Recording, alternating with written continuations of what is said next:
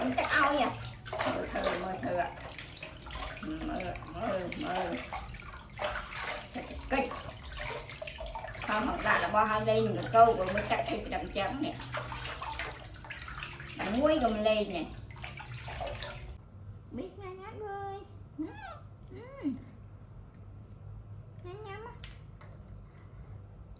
Nhắm vào bắp á.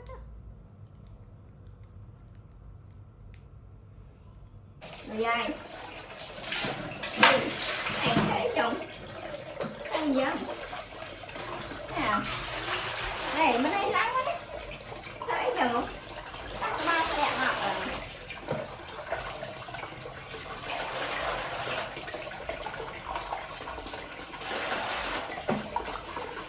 Ba thôi. Nè. Nên ấy là lên trời nè. Cái ấy đúng rồi bị. Ấy nồng. Mơ mỡ. Ấy cây nặng. Ấy cây nặng quá. Dạ.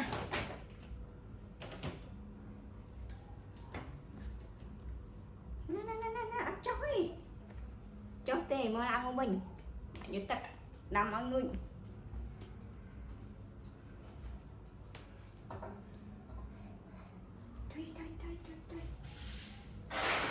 Thôi.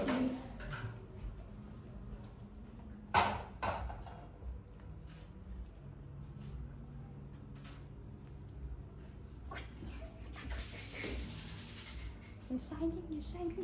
Chú lưng hầy mà kìa, nhai mày. Hả? Nhai mày. Nhai mày ôn nữa.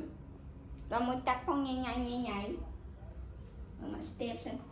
Chả này.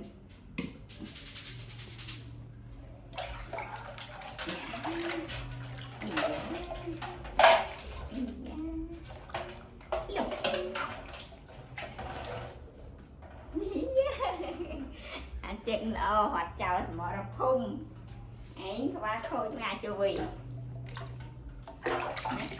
ôi các bác khôi đấy tắt áo ấy như rồi cái xấu đi hả cái xấu đây đây đinh cả số bố xanh phi mời thầy tới nè cắn tia châu bi mơ nó thay chân tê thay chân ấy cần bi thay chân ấy cần cắt lấy thân ui à mày như sổ nhau á mơ khối chứ đó mơ mà mình chắc ơi thôi mấy con này mơ chắc là ôn nè con nè không đại dây lê nha phun đi thì cái khôi nên cút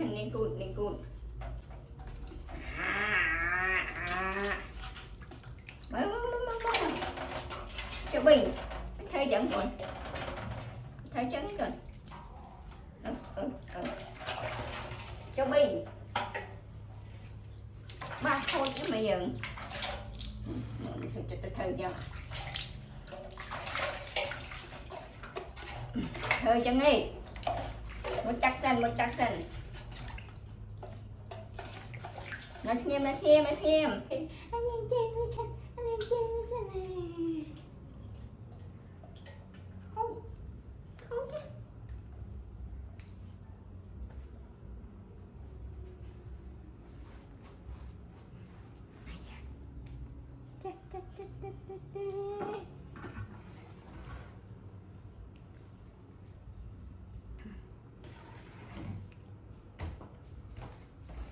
nhá khôi mét á anh khôi mét á khôi mét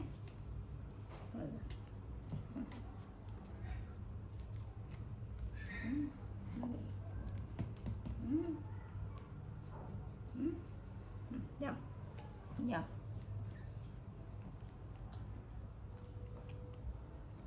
đi xe thế này.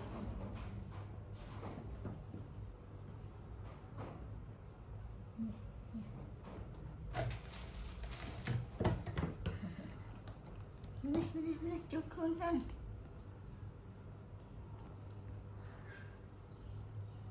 Bả.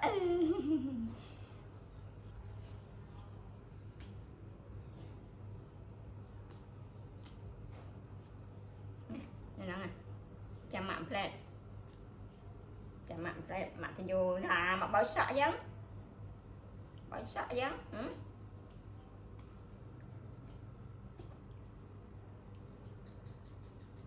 Cái này em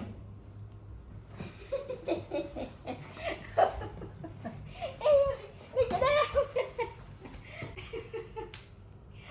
lấy khôi ở trao nữa khôi chân ấy sắp chết thầy cháu anh cao trở đi nè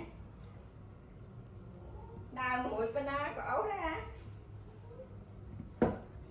ấy hồi mờ mờ này cái gì cái này chị ít nè mà mình anh nhầm à này rồi này mờ nè món này xanh rồi nè ô cho bi thay chân nè hạt khăn hạt bờ chuối tê nha nè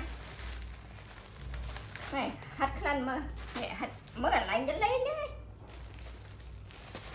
ô đang khăn nó rồi tàn đến đây nha mẹ bưởi tàn cái gì tàn yeah tiên nông tiên mau mà hả có khơi nó lên nồng mà tiên nông ơi là một cái nâu ai nó khôi này nè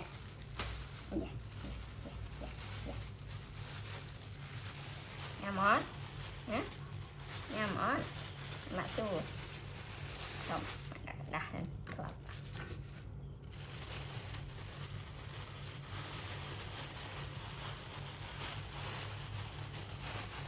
nhà mấy nhé rồi nông đi hả dạ